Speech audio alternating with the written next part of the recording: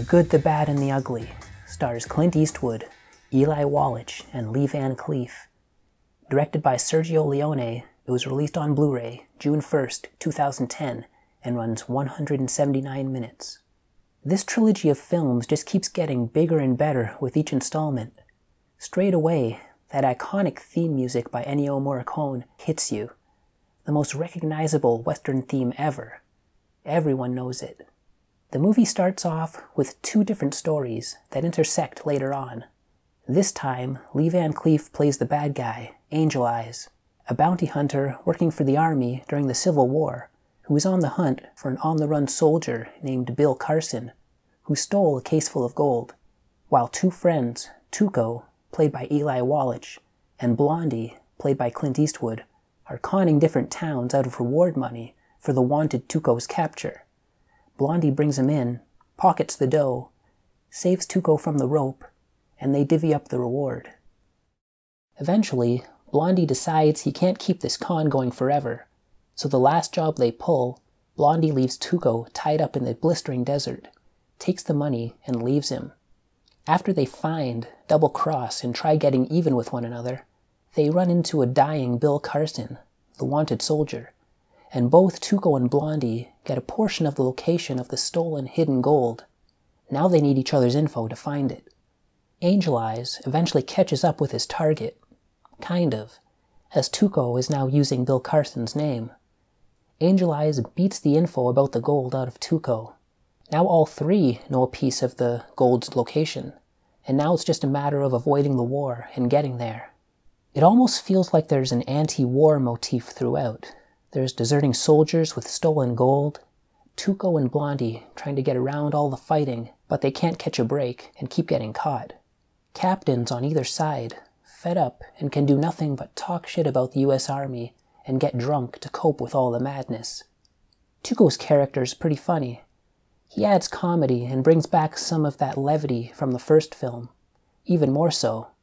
One scene has Tuko and Blondie trying to cross a river with a bridge trying to be secured by an army battalion on either side.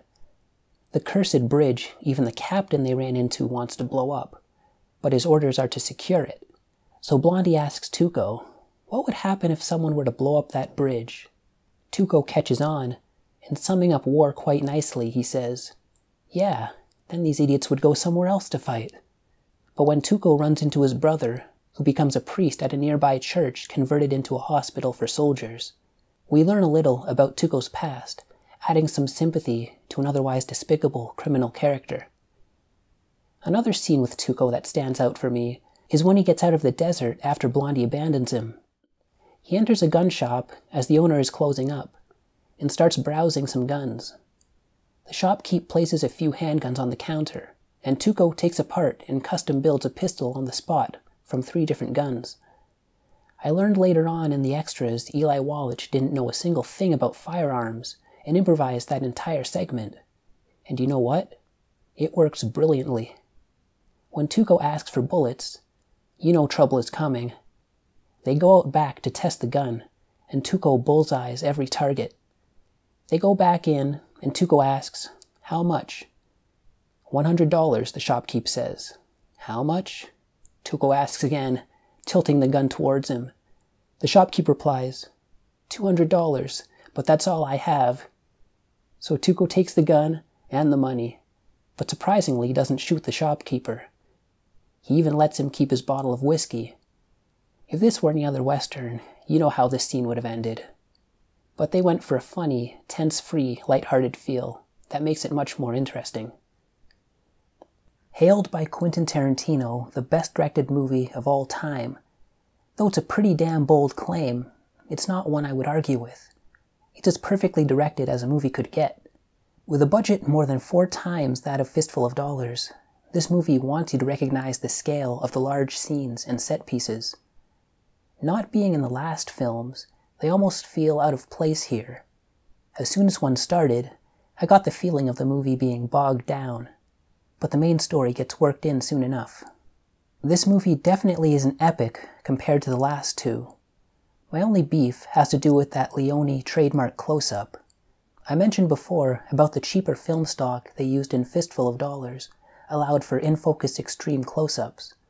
Well, they must have changed the film stocks for this one because some of the close-ups are not in focus. They're slightly off, with the actors' shoulders or slightly behind their faces being in focus. If they were using new film, I think they should have stuck with the old stuff. If it ain't broke, don't fix it. Overall, The Good, the Bad, and the Ugly is without a doubt one of the greatest westerns and one of the best directed films ever made, along with the rest of the trilogy. These three movies don't have anything to do with the other, so there's no need to see them in any particular order to understand anything. They're their own self-contained stories, though it's interesting to see them in order to see the progression of scope and production values. If you love westerns, you've probably already seen it, but if you haven't, I highly recommend. 9.5 out of 10.